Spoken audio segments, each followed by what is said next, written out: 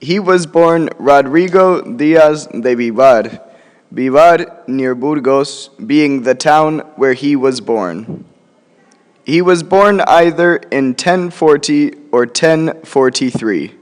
Historians are not sure of the date. He died in Valencia in 1099. His name, El Cid, was given to him by the Muslims. In the mixture of the Spanish and Arabic language they used, they called him Asid, meaning Lord or Chief. This was pronounced by the Spanish people as El Cid, but they themselves actually called him Campeador, or champion. El Cid was brought up in the court of King Ferdinand I, and he lived in the household of the king's eldest son, who was to be the future Sancho II. In 1065, Ferdinand I died. He divided his kingdom among his three sons, Sancho, Alfonso, and Garcia, and his two daughters, Elvira and Urraca. Ferdinand had hoped that his children would be happy with their lands. Sancho, being the eldest, thought that he should have inherited all of his father's lands. Sancho first needed to do battle with the kingdom of Aragon, which was not under control of any of his family.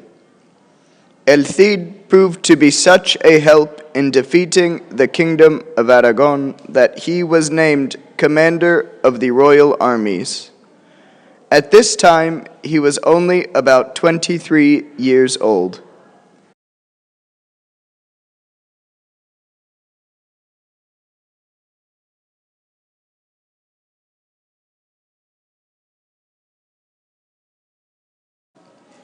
Both victories were accomplished with the great assistance of El Cid, who turned almost certain defeats into victories. Sancho exiled his brothers to the city of Toledo. Sancho then took the city of Toro, which was the domain of his sister Elvira. He then began a battle with his sister Urraca and her city of Zamora in 1072. However, Sancho was killed by one of Urraca's soldiers right at the city gates. Upon hearing of his brother's death, Alfonso rushed to Zamora to claim his brother's lands and, most importantly, the throne. He became Alfonso VI. El Cid became concerned for his life. He had, after all, helped Sancho wage war against Alfonso, who was now the king. But El Cid had a couple of things in his favor. One, he was a very good soldier. Alfonso knew that he would need a leader like El Cid. Also, the people in Castile were not happy that they were being led by a king from Leon. El Cid was from Castile and was liked by the people. Although Alfonso removed El Cid as commander of the royal armies, in 1074 he married El Cid to his niece Jimena. El Cid was now related to Alfonso. Alfonso did not really like El Cid. He was afraid that El Cid might attempt to take the throne. Alfonso sent El Cid to the king of Sevilla to collect money.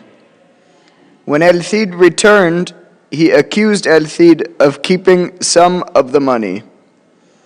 He banished him from his kingdom, and from then on, El Cid was not able to live safely in any area ruled by Alfonso. He offered his services to the ruler of Zaragoza in northeastern Spain. The ruler of Zaragoza was the Arab leader Al-Mu'tamin. Unlike Alfonso, Al-Mu'tamin was quite happy to have such a successful soldier as El Cid. El Cid served Al-Mu'tamin and his successor, Al-Musta'in, for nearly 10 years. In 1080, he defeated the Muslim king of Lerida and the king's ally, the Count of Barcelona. In 1084, he defeated a large army led by King Sancho Ramirez of Aragon. In 1086, Alfonso VI came under attack from the Almoravid armies from North Africa. He suffered such a great defeat at Sagrajas on October the 23rd that he realized that he needed El Cid's help to save his kingdom. Alfonso recalled him from exile. El Cid returned to Alfonso, but now he had his own plans. He only stayed a short while and returned to Zaragoza. El Cid was content to let the Almoravid armies and the armies of Alfonso fight without his help. Even when there was a chance that the armies of Almoravid might defeat Alfonso and take over all of Alfonso's land. The reason El Cid did not want to fight was because he was hoping that both armies would become weak. That would make it easier for him to carry out his own plan, which was to become ruler of the kingdom of Valencia. The first thing El Cid needed to do was to remove the influence of the Count of Barcelona. Barcelona was the major city in the area, and the Count was a powerful man. He defeated the Count, Ramon Berenguer II, at the Battle of Tebar in May 1090. Valencia, however, was still ruled by an Arab leader, Al-Qadir. El Cid became lucky when, in October 1092, Al-Qadir was killed by one of his noblemen, Ibn Jahaf. The city of Valencia was thrown into confusion. It was at this time that El Cid decided to attack. He surrounded the city and began a long siege. In May 1094, Ibn Jahaf surrendered the city. Although El Cid was a soldier, he understood some of the politics of being a ruler.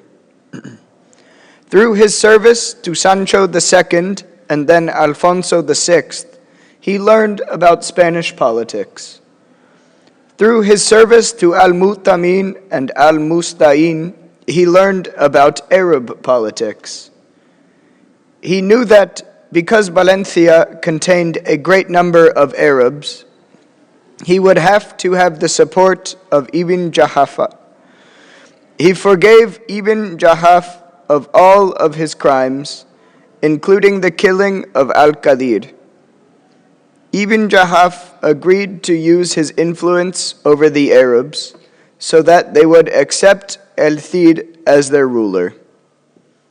Once this was accomplished, El Cid decided that he did not need Ibn Jahaf and had him arrested and killed. El Cid technically ruled Valencia for Alfonso, but Alfonso was not about to wage war against El Cid, so he let him rule with almost no interference. El Cid began to act as a king. He appointed a bishop and he encouraged people to settle in Valencia. He married one daughter, Cristina, to a prince of Aragon, Ramiro and his other daughter, Maria, to Count of Barcelona, Ramon Berenguer III, whose father he had earlier defeated. El Cid ruled Valencia until his death. After his death, the Almoravids attacked the city, and Alfonso had to personally go there to save it. However, he decided that he could not defend it unless he kept a great number of soldiers there permanently. So he decided to abandon the city and ordered it burned. On May 5th, 1102, the Almoravids occupied Valencia and ruled it until 1238. The body of El Cid was returned to Burgos and buried in a monastery. Almost immediately, he became regarded as a national hero of Castile.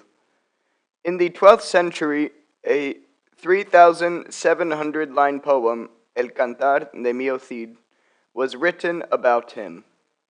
The poem and later writings, such as a play in 1637, made his exploits almost legendary, to the point that some people began to doubt that El Cid was ever a real person.